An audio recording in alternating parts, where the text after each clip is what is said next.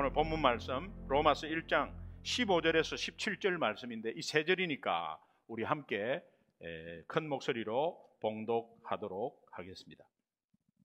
15절부터 같이 읽습니다. 천천히 읽습니다. 시작. 그러므로 나는 할 수 있는 대로 로마에 있는 너희에게도 복음 전하기를 원하노라. 내가 복음을 부끄러워하지 아니하노니 이 복음은 모든 믿는 자에게 구원을 주시는 하나님의 능력이 됨이라.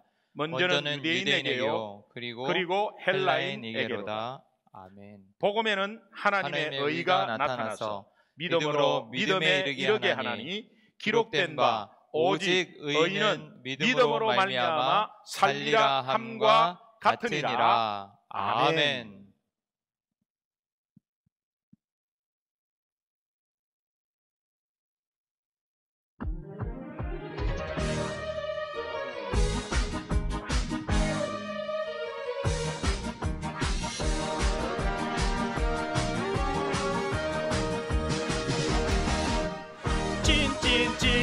찐이야. 완전 찐이야. 진짜가 나타났다 지금. 찐이야. 완전 찐이야. 진하게 사랑할 거야. 요즘같이 가짜가 많은 세상에 믿을 사람 바로 당신뿐. 내 모든 걸 다 줘도 아깝지 않은 내 인생의 전부인 사람. 끌리네 자꾸 끌리네. 솔리네 자꾸 솔리네. 심장을 훔쳐간 사람. 찐이야. 완전 찐이야. 진짜가 나타났다 지금. 찐이야. 완전 찐이야. 진하게 사랑할 거야.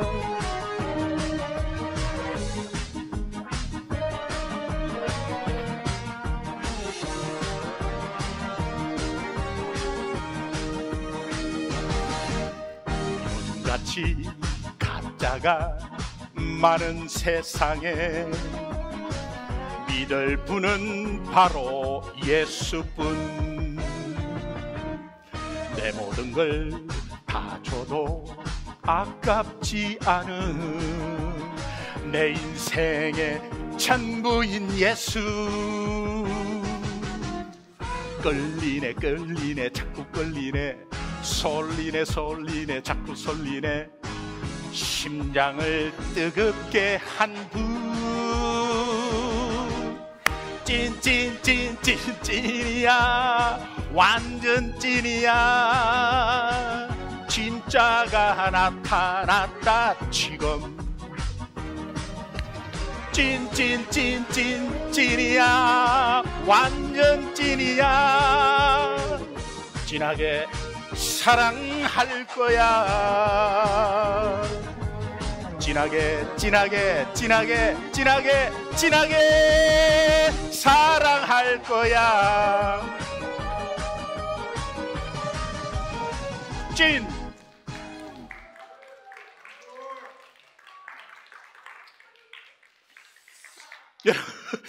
여러분 모두가 찐 예수쟁이 되기를 주님의 이름으로 축원합니다. 저는 이 노래를 좀 얼마나 많이 연습했겠어요. 근데 예배 시간에 이것을 인트로로 여러분께 소개해 드리는 것은 그 가사 중에 세상 사는 사람들이 요즘같이 가짜가 많은 세상에 믿을 사람은 예수쟁이밖에 없더라, 이런 이야기를 좀 듣고 싶었어요. 그러니까 요즘 세상에 너무 가짜가 많은데 예수쟁이마저 가짜 예수쟁이가 있다면 부끄럽지 않습니까? 그러니까 정말 우리가 나는 진짜 예수쟁이라고 생각하고 있지만 오늘 다시 한 번 더 말씀을 통해서 한번 다시 돌아보면 좋겠습니다. 오늘 본문 말씀은 성경에서 가장 중요하고 로마서에서 가장 핵심 말씀이기 때문에 다시 한번 여러분 많이 들었지만 우리 교회는 복음을 너무 많이 들었습니다. 그런데 너무 많이 들어서 또 등한시하지 않을까라는 염려가 있습니다.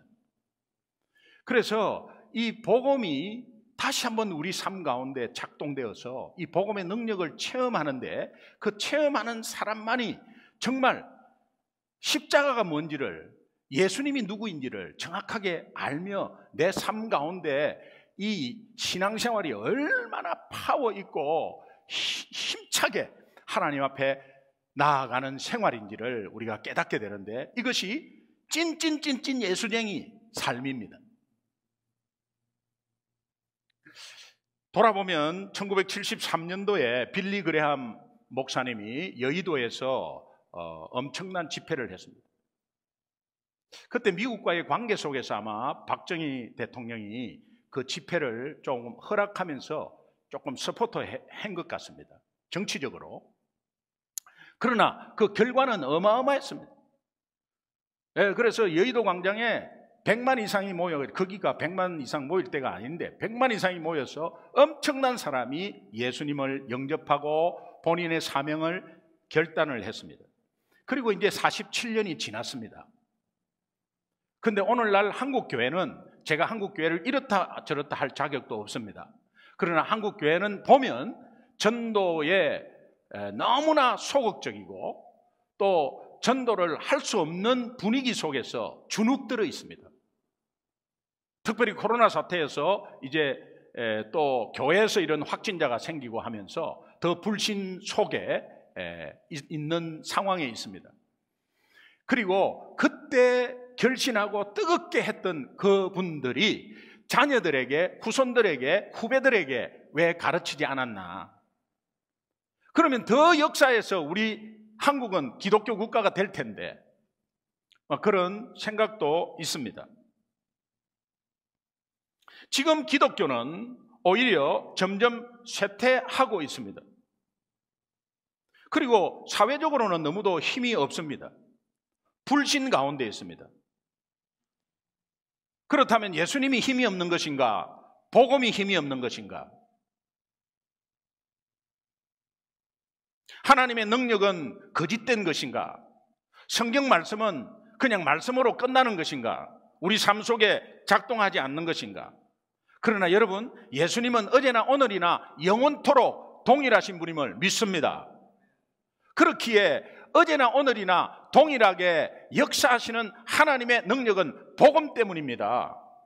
그래서 여러분의 삶을 다시 돌아보면서 여러분의 삶이 오히려 또 힘이 없고 무기력하고 또 뭔가 염려 걱정 속에 있다면 여러분 이 복음을 다시 한 번 더 여러분 마음속에 새겨야 합니다. 이거는 하루 종일 해도 부족함이 없고 30년 은퇴하신 목사님도 계속 매일매일 되새겨야 할 기독교인의 본질입니다. 이거는 목사이기 때문에 그냥 그것 뒷전하고 초신자이기 때문에 복음을 열심히 묵상하고 그런 게 아니에요. 복음은 기독교인의 아주 본질이기 때문에 이 본질은 가만히 놔두면 깔아앉습니다. 그리고 기억 속에 덮여버려요. 그래서 계속해서 들춰내고 계속해서 묵상하고 매일매일 드러내고 하는 것이 복음이에요. 그렇다면 여러분 한 주간의 삶 가운데 정말 그렇게 복음을 드러내고 복음을 내 삶 속에 적용시키고 했는가를 다시 한번 묵상하고 돌아봤으면 좋겠습니다. 복음을 모르고 교회 다니는 성도들이 굉장히 많다는 거예요. 다들 담임 목사님들은 이렇게 생각할 거예요. 우리 교회는 아니었으면 좋겠다. 근데 우리 교회뿐만이 아니라 이 땅의 모든 교회는 복음을 알아야 되고 복음 가운데 능력으로 일어나야 합니다. 그런데 복음을 모르는 사람이 교회 안에 수없이 많다는 거예요. 그러니까 교회가 어떤 데는 분쟁이 일어나고 어떤 데는 비본질 때문에 싸우고 그리고 서로 관계가 비본질 때문에 틀어지고 사람 사는 사회에서는 어떠한 속에서도 관계 속에서 틀어지는 것들이 있습니다. 그러나 기독교인들은 그것을 극복하는 것은 복음 때문입니다. 복음 때문에 더 포옹하고 더 주고 더 손해보고 하는 거예요. 그래서 이 복음 하는데 성경에 분명히 나와 있는 말씀이거든요. 그래서 이 복음 하는 것이 그 복음이 무엇이고 또 특별히 진리 하는데 진리가 무엇이고 예수는 무엇이고 또 그리스도는 무엇이고 예수 그리스도는 또 무엇인가 이런 것들을 좀 고민하면서 그러면서 이 복음에 대해서 진지하게 그것을 알려고 하는 사람들이 교회 내에 그렇게 많지 않다는 겁니다. 다시 한번 오늘 이것이 다른 교회의 다른 사람들의 문제가 아니고 내 문제로 한번 받아들인다면 내가 한 주간의 삶 가운데서 이것을 삶과 연결시키면서 고민하고 또 다시 한번 더 그 복음의 거울 앞에 서려고 하고 또 복음을 가지고 한번 이 일과 한번 서로 연관시키고 그러면서 예수님과 함께 정말 예수님이라면 이런 것들을 어떻게 결정했을까 생각했을까 계속해서 연관시키는 그것이 진짜 예수쟁이죠. 그것은 복음의 능력이 여러분도 모르게 계속해서 체험되는 것이고 승리의 길로 계속 한 걸음 한 걸음 나아가는 것입니다. 이런 교인들이 많으면 교회가 엄청 파워가 있어요. 교회는 건물이 아니고 사람이 많다고 파워가 있는 게 아니에요. 복음을 깨달은 사람이 많으면 많을수록 엄청난 파워가 있는 거죠. 믿으시면 아멘. 그런데 오늘 현실은 교회에서 복음을 모르는 사람이 너무도 많다는 거예요. 뭔가 부흥이 엄청나게 일어날 것 같은데 안 일어나고 교회는 대형 교회가 엄청 많고 사람은 막 엄청 들어갑니다. 그런데 저런 사람이 밖으로 나와서 세상적으로 파송되었을 때 어떤 영향력이 있나? 영향력 하나도 없습니다. 오히려 숨기고 오히려 세상 사는 사람들과 어울리고 그러면서 예수는 뭐 형식적으로 폼으로 그러면서 큰 교회에 뭐 자부심이 있고 말이에요. 그것이 제가 금요일 날 말씀드린 성전 미문에 앉아있는 안전뱅이와 무슨 다를 바가 있어요. 아니 성전 미문에 앉아있는 안전뱅이의 모습 가운데서 그 모습이 그 형식적으로 빠져가지고 성전 미문 금으로 골든 게이트거든요. 그 금으로 된 것에 엄청나게 허영심과 자부심으로 예배를 드리러 가는 그 유대인들의 마음속에 성전 미문에 앉아있는 그 안전뱅이가 들어가 있는 거예요. 그 모습이. 왜? 늘 구걸하면서 무엇을 얻을까 이러고 들어오는 거거든요. 그러니까는 예배는 온전히 드려야 되고 내 삶 가운데 하나님의 역사의 은혜에 보답하면서 온전히 드려야 되는데 이번에 뭔가 은혜 좀 받을까 뭐 받을까 뭐 하나님이 뭘 좀 주실까 이런 식으로 온다는 겁니다.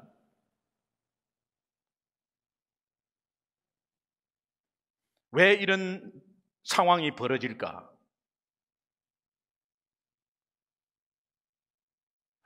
이유는 복음을 모르기 때문이고요.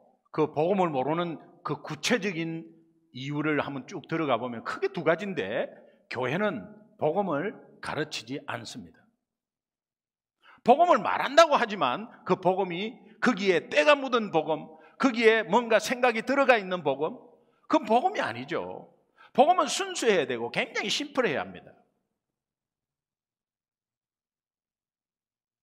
교회가 강단에서 복음을 선포하지 못하고 가르치지 않았기 때문에 성도님들은 당연히 모르는 것이죠. 그리고 거기에 연관돼서 성도들은 아니 교회 다니는 분들 예수 믿는다고 하는 분들은 삶의 현장에서 이 복음이 없기 때문에 아니 복음을 모르기 때문에 아니 복음이 잊혀졌기 때문에 그것이 삶에 적용이 안 되면서 무기력한 생활과 일반 안 믿는 자와 다 염려 걱정 속에 그렇게 사로잡혀서 그렇게 매일매일 보낸다는 것입니다. 이런 맥락에서 볼 때 먼저 복음을 가장 먼저 들어야 할 사람은 어디에 있느냐? 교회에 있다는 겁니다. 교회에 있다는 겁니다. 교회 다니는 사람, 바울은 하나님의 심정으로 이렇게 말합니다. 로마서 1장 15절을 우리 함께 읽겠습니다. 시작. 그러므로 나는 할 수 있는 대로 로마에 있는 너희에게도 복음 전하기를 원하노라. 이것은 오늘 우리에게 말씀하시는 것이죠. 하나님이 할 수 있는 대로 소중한 교회 너희에게도 복음 전하기를 원하노라. 목사님, 저 복음 알고 지금 전하고 있는데요. 계속 그런 말을 하지 않게. 복음 전하기를, 오히려 우리가 그 복음을 받고 그 복음을 내 가슴에 느끼고 그것이 내 삶에 조금이라도 계속해서 구석구석으로 적용되기를 원한다. 이제 그런 의미예요. 그런 의미에서 보면 오늘 우리도 김기동 목사님은 뭐 뻑하면 복음이고 뻑하면 예수다, 이런 의미가 아니라 정말 진실로 이 복음에 대해서 내가 내 삶에 머리로만 알고 머물러 있느냐, 가슴으로 내려와 있느냐, 가슴에서부터 내 삶으로 이전되어서 적용하고 있느냐를 잘 알았으면 좋겠어요.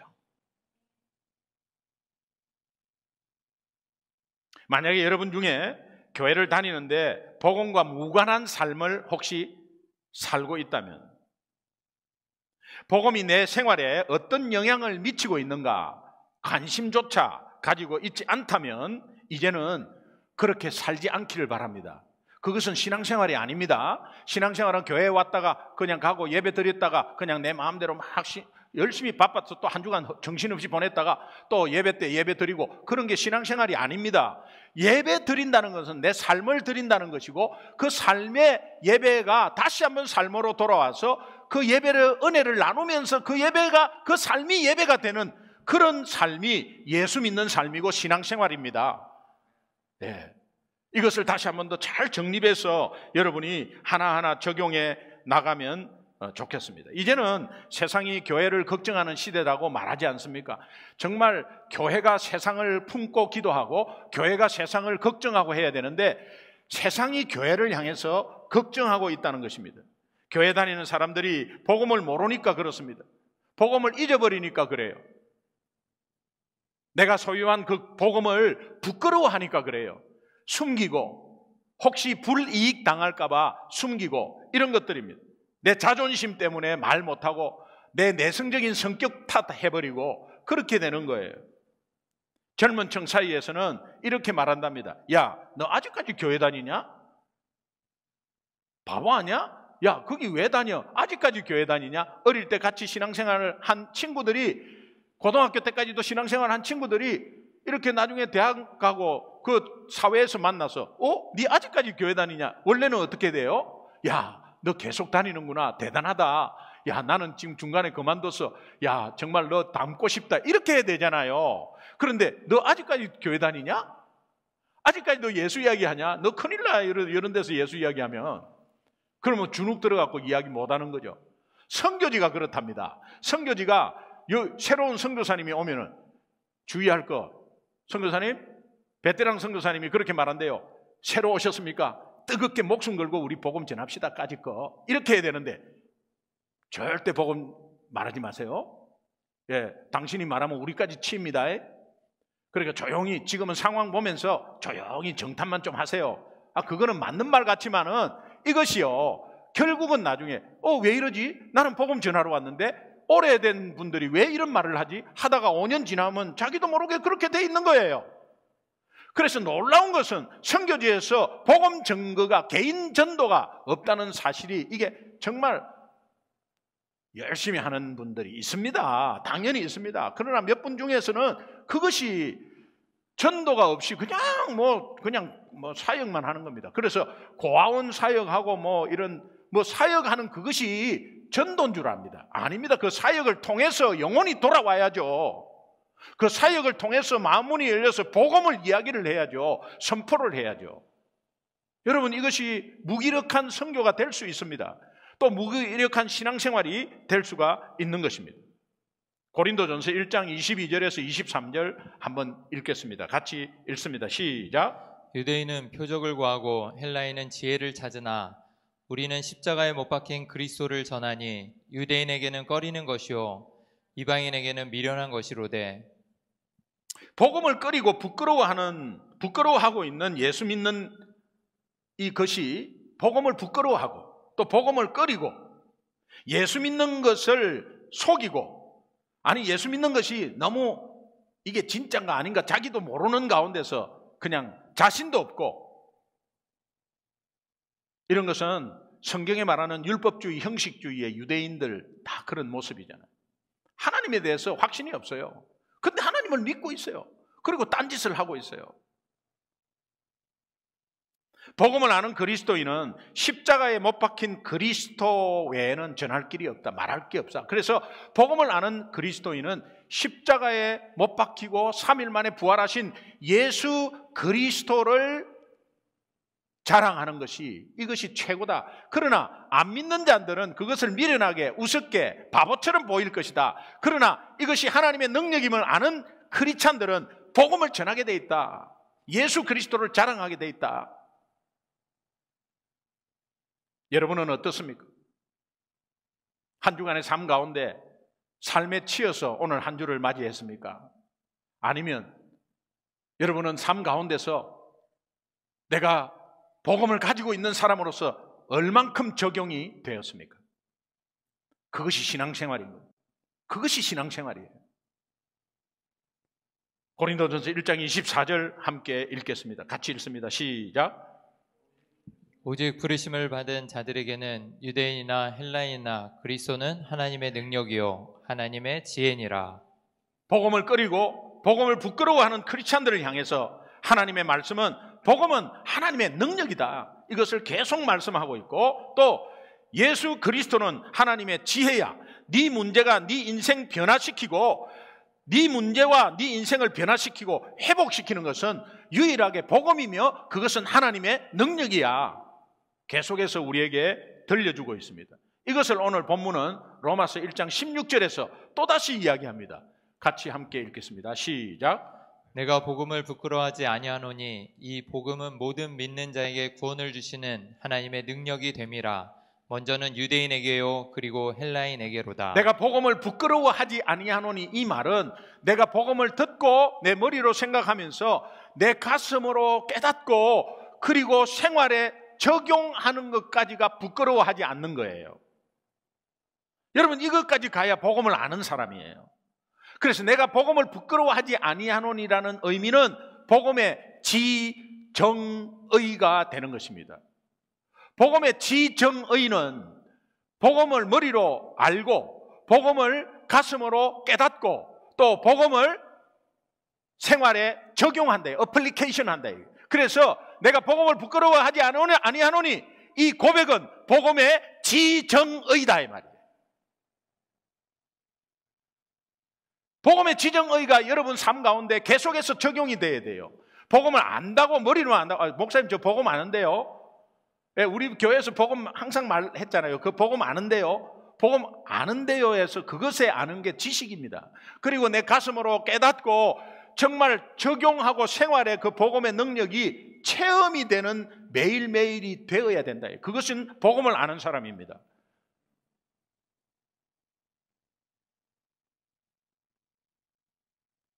여러분, 제가 선교사 재충전 수련회 하면서 이렇게 이제 남미나 이런 계통에는 뭐 미국에서 바로 가면 되지만은 아시아 계통이나 뭐 이런 쪽에 가면은 항상 한국을 좀 경유를 하고 이렇게 갑니다. 그래서 사전 답사 갈 때도 한국을 좀 경유하고 이렇게 가는데, 한국을 경유할 때 한 10시간 정도, 8시간에서 한 10시간 정도 시간이 남아요. 시간이 남으면 이제 그 시간 동안에 뭐 그 안에서 기다리려니까 너무 지겹죠.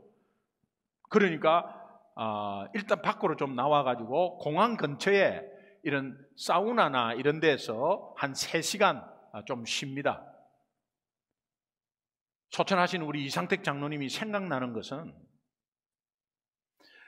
사전 답사 가고 또 실제로 선교사 재충전 수련회 갈 때 그렇게 중간에 언제는 뭐 우리 성도님들 한 10몇 명이 전부 다 사우나 3시간짜리 거기에 머물고 있다가 쉬고 다시 이렇게 비행기 타고 했는데, 그럴 때 공항에서 한 20분 거리인데요.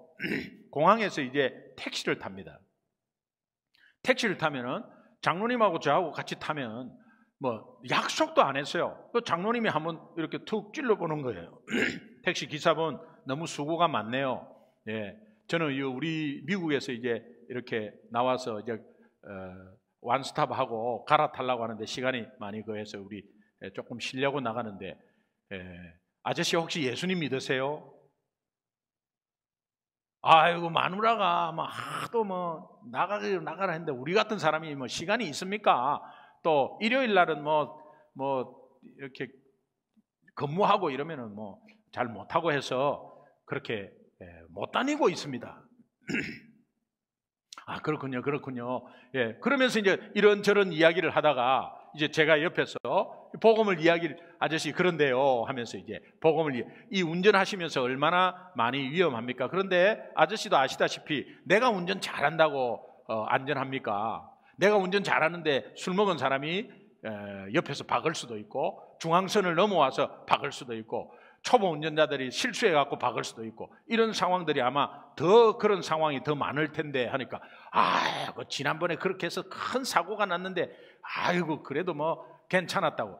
그런 사고들이 너무너무 많지 않습니까? 그러니까는 이것은 거기에서 뭐 어떻게 됐다 안 됐다 이런 것보다는 한치 앞을 모르는 내가 책임질 수 없는 우리 인생인데 하면서 이제 하나님은 하면서 제가 쭉 복음을 말씀드렸어요. 근데 이 아저씨가 갑자기 잠깐만요 하면서 제가 차를 조금 댈게요. 그래서 나는 뭔가 뭐 차가 이상이 있는 줄 알았어요. 골목으로 쑥 들어가더니 막 핸들을 잡고 우는 거야.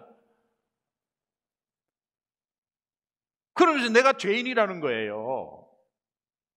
그래서 막 우는 거예요. 그래서 왜 우느냐고 했더니 그렇게 자기가 가정에 불충실하고 마누라가 늘 기도하는 것에 대해서 갑자기 생각이 났다는 거예요. 그러니까 그 사모님이, 그 아내가, 부인이 기도한 그 기도의 응답이 우리들을 만나게 하시고 우리가 만나는 그 영혼에게 복음을 전해서 하나님이 연합작전으로 역사하셨는데, 얼마나 그냥 영접을 손을 잡고 하던지요. 그래가지고 뭐 몇천 원 나왔잖아요. 그때 장로님이 10,000원도 드리고 20,000원도 드리고.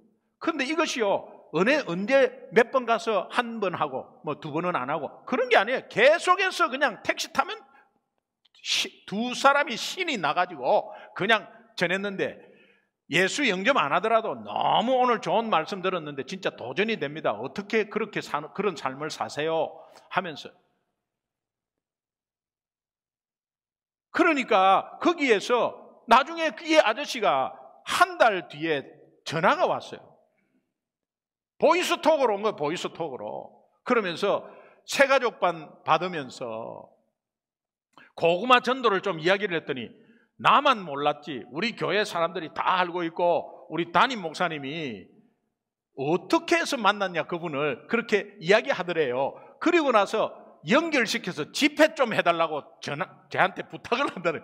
그래갖고 그 집회 부탁하려고 그분이 전도 받은 분이 한 달도 안 돼서 내한테 전화가 왔어. 미국에서 제가 이렇게 자주 나갈 수 없다고, 너무 죄송하다고, 그래 정말 신앙생활 너무 좋은 교회에 잘 만나서 잘하게 됐다고 축하드린다고. 여러분, 하나님은 오늘도 우리에게 영혼을 보내주십니다. 어떠한 일 가운데 만나는 사람도 마찬가지예요.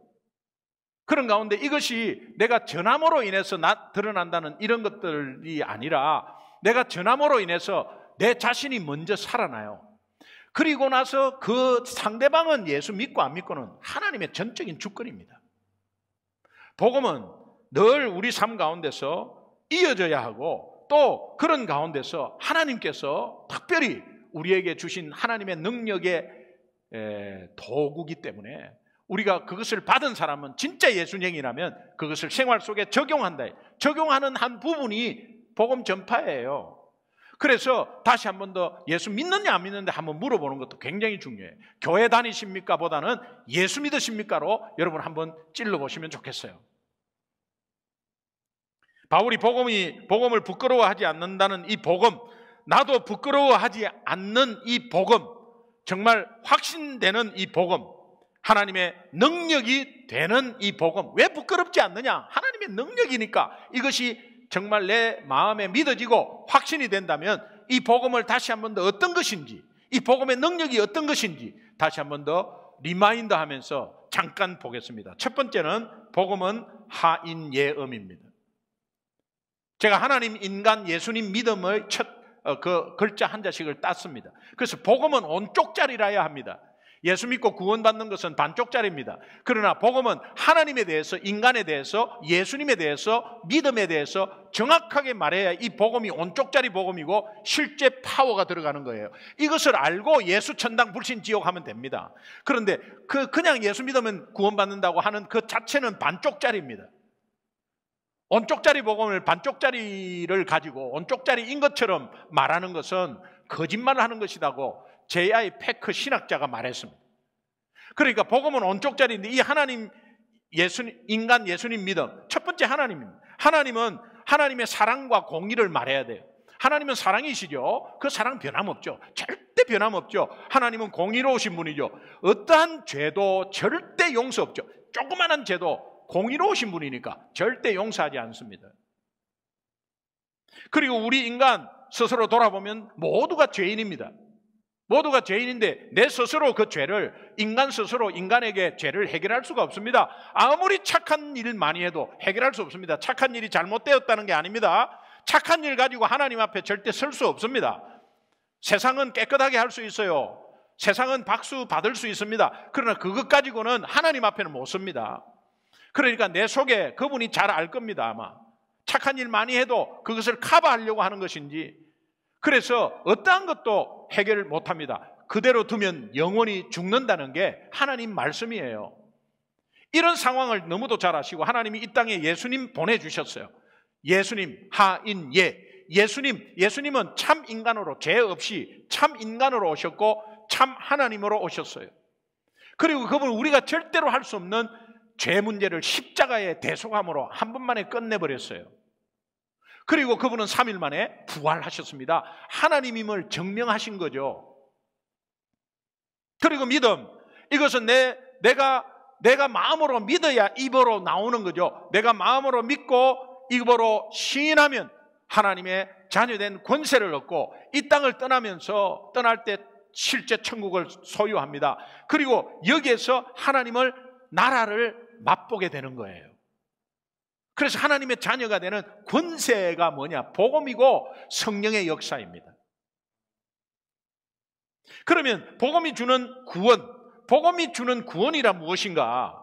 교회 다니는 많은 사람들이 구원은 단지 예수 믿고 죽어서 천국 간다, 이것만 알고 있는데, 여러분 그것이 얼마나 단편적인가? 사실 맞습니다. 예수 믿으면 죽어서 천국 갑니다. 그러면 살아있는 동안은 뭐 하는 거죠? 그러면 딴 짓 다 하고 나쁜 짓 다 하고 마지막 갈 때 예수 믿으면 되지 않습니까? 그런데 내가 마지막 가는 순간을 모르기 때문에 그래요. 그런데 예수 믿고 난 이후의 삶이 어떤 삶으로 하나님이 인도하시는지는 모르잖아요. 그러면 그래서 복음이 주는 구원이란, 복음이 주는 현실적인, 예수 믿는 자의 현실적인 앞에서의 복음의 능력과 하나님의 능력이 작동하는 것들이 굉장히 많습니다. 그래서 예수 믿고 나서 단지 죽을 때 천국 간다 이러면 많은 것을 잃어버려요. 경험을 못해요. 그래서 복음이 주는 구원은 성경에서 이렇게 말합니다. 첫 번째는 칭의입니다. 칭의는 예수 십자가의 피로 의롭다함을 받은 거예요. 의롭지 않아요.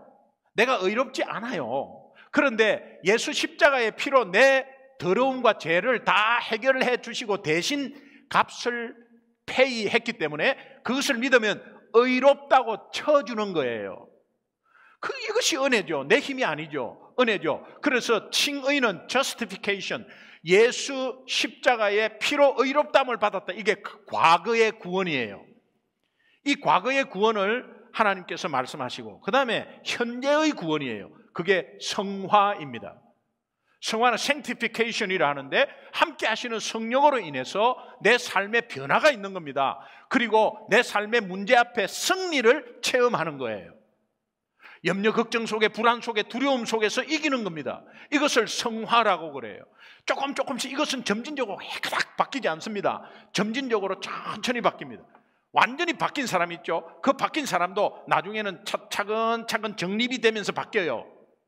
이걸 성화라고 그래요. 이 땅에서 하나님 나라 갈 때까지의 삶의 성화 과정이 분명히 있습니다. 왜? 함께 하시는 성령께서 그렇게 인도하고 있습니다. 이것이 현재의 구원입니다. 복음으로 인한 구원이 여기에 들어가 있는 것입니다. 시편 23편 너무도 우리가 잘 아는데요. 여러분, 다윗의 이 시편이지 않습니까? 시편 23편, 여호와는 나의 목자시니 내가 부족함이 없으리로다. 그가 나를 푸른 풀밭에 누이시며 실만한 물가로 인도하시는도다. 내 영혼을 소생시키시고 자기 이름을 위하여 의의 길로 인도하시는도다. 내가 사망의 음침한 골짜기로 다닐지라도 해를 두려워하지 않을 것은 주께서 나와 함께 하심이라. 주의 지팡이와 막대기가 나를 안위하시나이다. 주께서 내 원수의 목전에서 내게 상을 차려주시고 기쁨을 내 머리에 부으셨으니 내 잔이 넘치나이다. 시편 23편 1절에서 5절까지가 굉장히 중요한데 6절 함께 한번 보겠습니다. 6절 같이 읽습니다. 시작. 내 평생의 선하심과 인자하심이 반드시 나를 따르리니 내가 여호와의 집에 영원히 살리로다. 여러분, 1절부터 5절까지 아무리 고백을 해도 6절이 없으면요 아무 의미가 없어요. 6절이 뭐냐? 내 평생의 선하심과 인자하심이 반드시 나를 따라오는 거예요. 그래서 내 평생에 죽어서 천국 가는 게 아니라 내 평생에 하나님의 천국을 맛보는 것이, 그것이 앞에 1절부터 5절까지인 거예요. 여러분, 지금 오늘도 반드시 하나님의 선하심과 인자하심이 여러분을 따라올 줄로 믿습니다. 그러니까 여러분의 두려움이 그렇게 해서 담대함으로 변하고 여러분의 슬픔과 절망이 희망과 기쁨으로 변하는 것은 하나님이 내 평생이라는 것은 내 일생 전체에, 과거, 현재, 미래의 전체에 하나님의 선하심과 인자하심과 성실하심과 신실하심이 반드시 나를 따르리니 믿으시면 아멘. 미국 신학자 알리스터 맥그레스라는 교수가 쓴 저서가 있습니다. 내가 정말 몰랐던 예수 십자가라는 저서인데 이게 번역이 되어서 나와 있습니다. 여기에 중요한 말을 하는데 구원의 개념을 좀 예를 들어서 이야기하는 거예요. 대략 보면 이런 거예요. 뭐 히틀러가 유럽을 장악했지 않습니까? 무솔리니와 함께 합작해서 더 험하게 굴고, 그런데 2차 대전 프랑스 노르망디 상륙작전에서 완전히 역전하죠. 그래서 연합군이 이기죠. 그 연합군이 이겼다는 소식이 독일의 각 유럽 독일군이 점령한 곳에 알려지기 시작합니다. 독일군이 혼란스럽죠. 그때부터 도망가기 시작합니다. 현재 독일군이 우리 여기에 있어요. 그런데 연합군이 이겼다는 소식이 들렸어요. 그것이 승리 아니겠어요? 그럼 이제 독일군이 뭐 어떻게 이러면은 그 독일군 말 듣겠어요? 안 듣습니다. 히로시마에 원자폭탄이 터져가지고 일본 천황이 항복을 했어요. 그 소식이 한국에 들렸어요. 일본군들 도망가기 시작했어요. 그런데 실제로 그 승리한 것이 완전히 오지는 않았어요. 그런데 그 소식이 들려왔어요.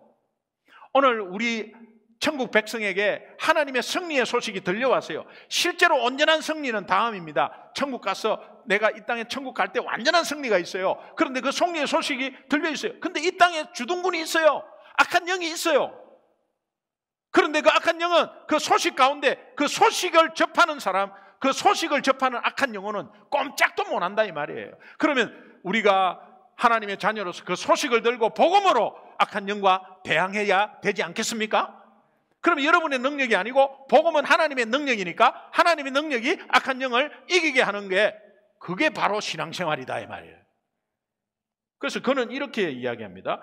우리는 죄라는 외국 주둔군 통치 아래 살고 있다. 아무도 그들을 물리칠 수 없다. 그때 이미 전세가 바뀌었다는 놀라운 승리의 소식이 들려온다. 이제 전쟁은 새로운 국면으로 접어들어 죄라는 주둔군은 혼란에 빠졌다. 시간이 지나가기만 하면 죄라는 주둔군 세력은 축출될 것이다. 다만 그들은 아직 이 나라의 주둔에 있다. 어떤 의미에서 상황은 달라지지 않았다. 그러나 믿음의 관점에서 볼 때 상황은 완전히 뒤바뀌었다. 승리의 해방의 기운이 퍼져나간다. 이미 해방된 듯한 기쁨이 몰려온다. 이제 우리는 승리의 소식과 함께 적들의 기나긴 압제의 밤이 분명히 지나갈 것을 기대하면서 기쁨으로 살면 된다. 할렐루야. 현재 이 세상은 눈으로 보이지 않는 악한 세력이 득세하고 있어요. 그래서 왜 저 사람은 내보다도 못한데 잘 되고, 왜 저 사람은 사기꾼 기질이 있는데 왜 잘 삽니까? 나는 그래도 하나님 안에서 어떻게 정직하게 살아보려고 하는데 나는 왜 이렇게 늘 당합니까? 여러분, 그렇게 보이십니까? 눈으로 보이지 않는 악한 세력이 득세하고 있지만 눈으로 보이지 않는 승리의 영적인 소식이 복음으로 들려졌습니다. 그런데 하늘나라 방송에서 하나님의 승리의 소식이 들려오는 가운데 몸은 죄의 주둔군 아래에 있고 상황은 변한 것이 하나도 없는 것 같지만 이미 죄를 승리했기에 이제부터 그 승리를 가지고 실제 승리가 나에게 도래할 것을 기대하면서 기쁨으로 살아가는 여러분 되시기를 주님의 이름으로 축원합니다. 요한일서 3장 2절 함께 보겠습니다. 같이 읽습니다. 시작. 사랑하는 자들아, 우리가 지금은 하나님의 자녀라. 장래에 어떻게 될지는 아직 나타나지 아니하였으나 그가 나타나시면 우리가 그와 같은 줄을 아는 것은 그의 참모습 그대로 볼 것이기 때문이니. 네, 저는 이것을 비유를 이렇게 설명합니다. 된장찌개가 늦게 퇴근했는데 배가 고파요. 저녁을 안 먹었어요. 배가 고파요. 그런데 집에 들어오니까는 된장찌개 냄새가 나. 그리고 된장찌개 냄새 나는데 보니까 막 이렇게 막 두부 더 넣나? 두부 더 넣을게요. 그래서 조금 더 이렇게 두부에 간이 들 수 있도록 이렇게 해서 그래가지고 여보 이거 한번 간 좀 봐봐. 맛있나 안 맛있나? 아 그래 알았어. 그렇게 오 이거 맛있다 진짜. 된장찌개 맛있다. 맛본 거죠. 그런데 어떻게 내 마음은 실제로 밥 먹을 때 그 된장찌개는 엄청나게 밥맛이 좋게 밥을 같이 먹을 수 있는 그 식사 시간을 생각하니까 기쁜 거 아니에요. 오늘 천국의 기쁜 소식이 들려와서 승리의 소식이 들려와서 이 땅에 사는 크리스찬들은 맛본 거야. 맛본 거야. 아이고 맛있네. 그런데 실제 천국 가면 이것보다도 영원히 그런 기쁨이 있다는 사실을 기대 속에서 기쁨으로 살아가야 된다 이 말이에요. 그리고 마지막에 영화입니다. 글로리피케이션. 이게 미래의 구원을 말합니다. 미래의 구원은 이 땅을 떠나서 영원한 천국으로 입성하는 것입니다. 그러니까 복음으로 인한 구원은 칭의, 과거의 구원, 성화, 현재의 구원, 영화, 미래의 구원이 다 포함된 예수 믿는 자의 삶이라는 거예요. 여러분 이 세계를 다 누리는 은혜가 있기를 주님의 이름으로 축원합니다. 마지막으로 우리 복음 나눔의 실천이 있어야 된다.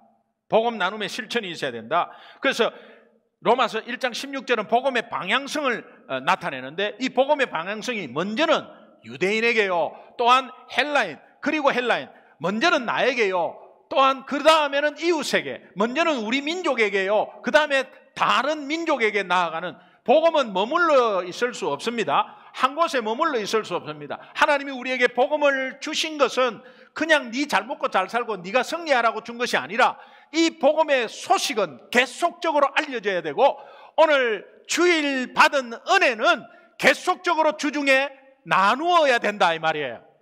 이것이 예배라는 거예요. 예배. 로마서 1장 17절 함께 읽겠습니다. 같이 읽습니다. 시작. 복음에는 하나님의 의가 나타나서 믿음으로 믿음에 이르게 하나니 기록된 바 오직 의인은 믿음으로 말미암아 살리라 함과 같으니라. 하박국 2장 4절에는 오직 의인은 믿음으로 말미암아 살리라 라고 예언했습니다. 그것이 바로 복음에 있다는 것입니다. 그래서 하박국 2장 4절을 인용해서 오직 의인은 믿음으로 말미암아 살리라 함과 같으니라. 복음에는 하나님의 의가 나타났다. 하나님의 의라는 것은 하나님의 의의 수준이 나타났다. 하나님의 의의 수준, His divine level. 하나님의 의의 수준은 완전입니다. 완전, perfect. 완전입니다. 이 완전은 우리가 어떻게 알죠? 하나님이 완전하십니다. 어떻게 알죠? 완전히 뭡니까? 완전히죠, 뭐. 완전은 완벽한 거죠. 그런데 그것이 어떤 현상으로 어떻게 나타납니까? 몰라요. 그래서 복음에는 하나님의 의가 나타나서 하나님의 의의 수준, 완전한 것이 나타났다. 이 완전한 것이 뭐냐 이 말이에요. 여러분, 구약의 율법은 613가지입니다. 구약의 율법이 613가지라는 것은 인터넷에 다 나오는 거예요. 613가지를 다 지키면 하나님의 수준이라는 거예요. 그래서 이제 딱 보이죠? 완전한 것이 뭐냐? 613가지를 완전히 다 지키는 사람 이 땅에 없습니다. 어느 목사님도 없습니다. 이 땅에는 한 명도 없습니다. 지킬 수 없습니다. 그런데 복음에는 완전히 다 지킨 것처럼 되어 있는 수준이 있다는 겁니다. 산상수훈에 예수님이 율법을 재해석한 것이 있습니다. 남을 미워하는 거, 살인하는 거라 그랬죠? 예, 그런데 정말 더 타이트하게 예수님이 재해석하는데, 눈이 범죄하면 어떻게 되죠? 눈을 뽑습니다. 그게 율법입니다. 그래서 눈은 범죄하면 안 되는 거예요. 눈 범죄하면 안 돼요. 왜? 뽑히니까. 그래서 완전하게 살려면 눈을 범죄하면 안 되는 거죠. 그런데 우리는 눈으로 막 레이저 쏘고 그러잖아요. 네. 그리고 부부 싸움할 때만 여보! 아리로 시셀이 막 그냥 이렇게. 이거는 어릴 때부터 아빠 이렇게. 그러면 이제 어떻게 돼요? 뽑히는 거예요. 그러면 다 뽑힐까봐 애꾸눈 가지고 이렇게 해서 막 여보 하다가 하나 뽑히고, 그 다음에 나중에 뽑히고. 오른팔이 범죄하면 찍어버려라. 이게 율법이에요. 그래서 오른팔 범죄하면 찍혀서 나가는 거예요. 그런데 613개를 다 지킬 사람도 없을 뿐더러 몇 개만 잘못하면 우리 몸에 남아나는 게 없어요. 그럼 우리가 어떻게 되죠? 아주 걸레같이 그냥 아주 비참하게 되면서 가는 거예요. 이것이 오늘 죄를 그대로 놔두면 그렇게 된다는 거예요. 그런데 복음에는 이런 것들이 완전하게 되는 수준이 있다는 거예요. 그것은 하나님이 십자가에서 모든 잘못을 단 한 번에 at one moment, 단 한 번에 우리 죄를 완벽히 예수 십자가에 생명 대속해 줌으로 그것을 완전히 해결하셨다. 복음에는 그렇게 해서 하나님의 완전한 것이 들어가 있다. 이것을 믿으면 네가 완전하다고 내가 쳐줄게. 복음에는 하나님의 의가 나타났어. 믿음으로 믿음에 이르게 하나니 이 믿음을 강조하는 거예요. 근데 그 앞에 믿음은 하나님의 변함없는 믿음, 뒤에는 우리가 업앤다운이 굉장히 많은 믿음이에요.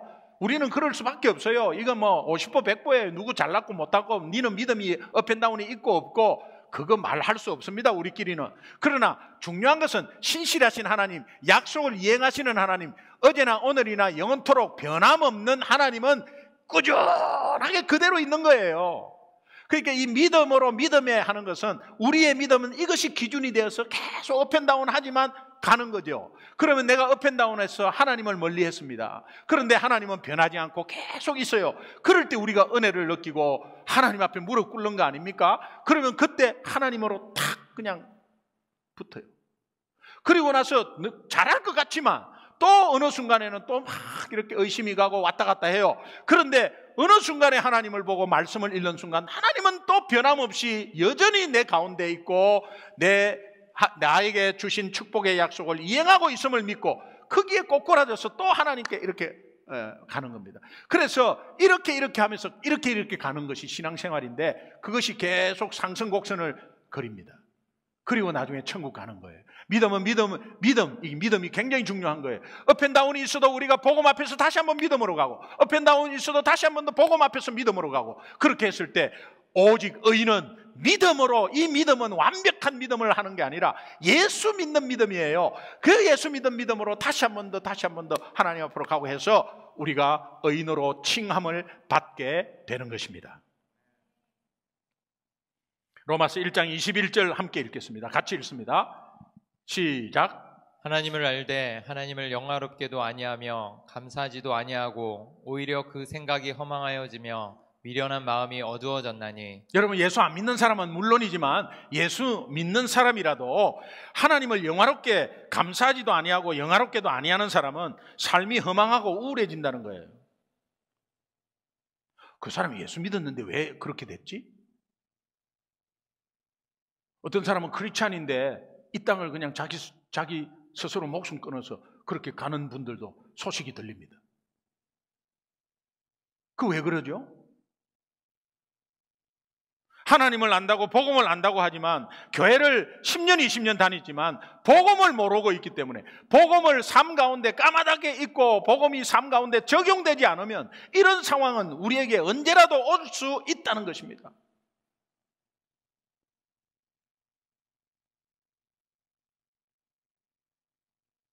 다시 말하면 복음을 모르는 사람은 생각이 허망해지고 마음이 어두워지는 데 반해서 복음을 삶에 적용하고 증거하는 사람은 상황과 관계없이 기뻐하며 담대하게 일처리를 하면서 앞으로 나아간다는 거예요. 토니 와그너의 이노베이트의 탄생이라는 책이 있습니다. 여기에서 이런 언급을 합니다. 세상은 당신이 무엇을 알고 있는지 관심이 없대. 관심 없죠. 자기 살길 바쁘고 자기 유익 챙기기 바쁜데 남이 무엇을 알고 있는지 알 게 뭐예요. 그런데 오로지 당신이 아는 것으로 무엇을 할 수 있는가를 궁금해 여긴대. 다시 말씀드리면 세상은 당신이 무엇을 알고 있는지 관심이 없다. 그런데 오로지 당신이 아는 것으로 무엇을 할 수 있는가에 대해서 궁금히 여긴대. 오늘 우리가 동일하게 가질 수 있는 거, 돈이 없어도 복음을 가질 수 있고, 내가 학교는 이런 사정으로 못 나왔지만 복음을 가질 수 있고, 내가 남들보다 건강은 좀 모자라지만 복음을 가질 수 있고, 내가 이 복음을 가지고 무엇을 할 것인가를 세상 앞에 드러내면 세상은 우리 앞에서 함께 부러워하며 우리에게 또 예수 믿는 자를 존경하게 되고, 정말 요즘 세상에 믿을 사람 아무도 없지만 진짜 예수쟁이들은 믿을만 하다라는 이 말이 들릴 때 하나님을 영화롭게 하며 하나님께 감사하며 우리의 능력은, 크리스찬의 능력은 복음의 능력, 하나님의 능력으로 와 닿는 것입니다.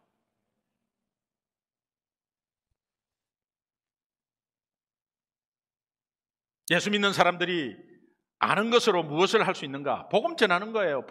복음적으로 사는 거예요.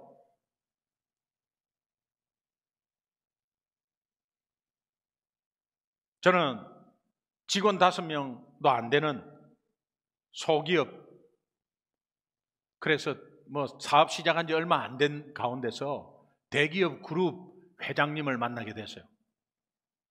그리고 그 회사 일을 하게 됐어요. 갑자기 우리 매출이 늘어나고 우리 매출의 70% 이상이 그 회사에 달렸어요. 근데 그 회장님은, 제가 30대 초반이고 그 회장님은 60대 초반이에요. 그런데 그 회장님이 골수불교입니다. 만날 일이 몇 번 있었고, 그런 가운데 첫 번째, 두 번째는 말씀을 잘 못 드렸어요. 근데 세 번째 만날 때는 제 가슴이 그냥 도저히 전하지 않으면 안 될, 그러나 이런 생각을 왜 얻겠습니까? 내가 만약에 골수불교에게 예수 믿으라고 하면, 그것도 조그마한 젊은 사람이 그 대기업체 그룹 어른에게 예수 믿으라 하면, 그분은 골수불교인데 당신 예수쟁이야? 예수쟁이들 나에게 말이야, 요새 예수쟁이들, 이렇게 해서 우리 거래처가 끊어지면 매출이 없어질 것이고 모든 매출의 70%를 끊어질 것이며 그동안에 뽑았던 직원들 다 어떻게 하냐, 이렇게 생각하면 못하는 거죠. 그래서 복음을 목숨 걸고 전하라는 게 그 의미입니다. 목숨 걸고 전하라는 것은 순교하라는 게 아니에요.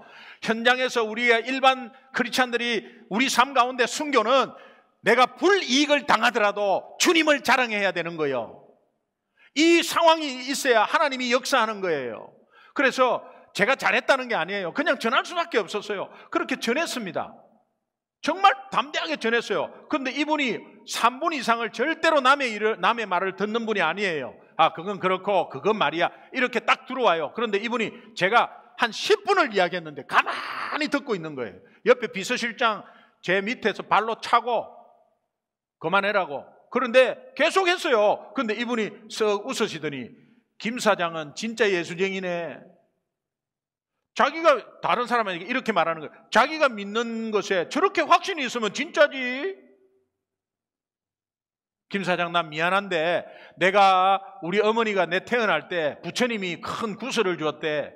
그래서 우리 어머니가 돌아가실 때 말이야, 나보고는 저를 떠나지 말라고 그렇게 해서 나는 예수 못 믿네. 그런데 당신 나 참 존경한다고. 어떻게 젊은 사람이 그렇게 확신 있게 믿어? IMF가 오고 또 동종업체가 막 내리앉고 할 때 그때 그 회장님이 하시는 말, 아무래도 김 사장 예수 믿으니까 다른 업체보다 낫지 않아? 이 말이 제 앞에서 그대로 들어왔어요. 제가 나은 것이 뭐가 있겠어요?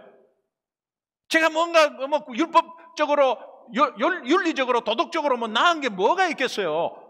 그런데 아무래도 저 예수 믿는 젊은 사람 그 업체가 낫지 않아?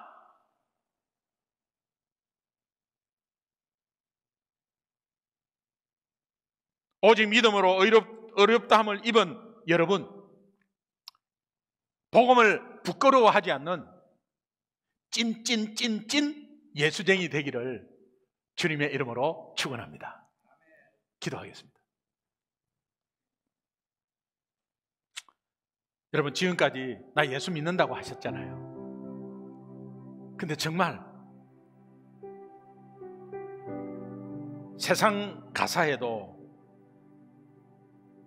요즘같이 가짜가 많은 세상에 믿을 사람은 바로 당신뿐입니다 라는 것을 들어야 되지 않겠습니까?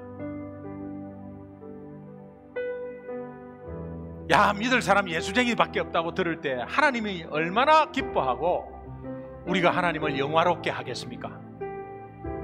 한 주간도 여러분 조금이라도 세상을 향해서 내가 복음을 알고 가슴으로 느끼고 적용하는, 그리고 가정에서 자녀들과 이것을 적용하고 나누는 그런 은혜가 있기를 간절히 소망하면서, 여러분 합심해서 하나님, 그렇습니다. 내가 들을 때 내가 진짜 예수쟁인지 정말 다시 한 번 더 돌아보게 됐습니다. 하나님, 오늘 설교 말씀 월요일날 한 번 더 듣겠습니다. 아니, 큐티에 적용하겠습니다. 은혜 나누겠습니다. 다시 한 번 돌아보겠습니다. 하나님, 내가 진짜 예수쟁이 되기를 간절히 소망합니다. 우리 함께 주여 한번 부르고 우리 결단의 기도하도록 하겠습니다. 주여 부르겠습니다. 주여!